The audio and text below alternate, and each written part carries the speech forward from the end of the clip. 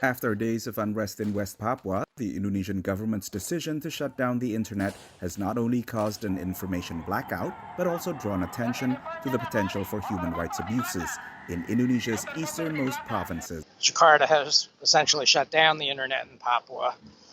I don't know if they learned it from the Indians in Kashmir or vice versa, but it's a similar kind of strategy. If embarrassing things are going on, the instinct is to keep the outside out from looking in and learning of them rather than remedy the situation.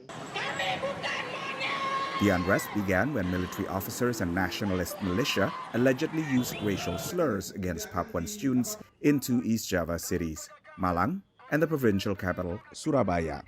Indonesian police are also accused of using excessive force against a group of students accused of desecrating the country's flag. News of the event sparked unrest hundreds of miles away in West Papua, which has always been a flashpoint of the separatist movement, and outbreaks of violence are common. Indonesia's ambassador to the United States, Mahendra Siregar, says these new protests pose a threat to national unity. Kami, pemerintah Indonesia, sangat menyesalkan We from the government of Indonesia strongly regret that incident, and the President has instructed all relevant government agencies to investigate and prosecute to the full extent of the law those who have committed those violations. Because to be clear, our country is so diverse, but actions like those perpetrated have no place in our nation. Kamusnya dalam kehidupan berbangsa bernegara di Indonesia. The unrest has created a resurgence of calls for Papuan independence, and government officials laid blame for the unrest on separatist leaders like Wenda.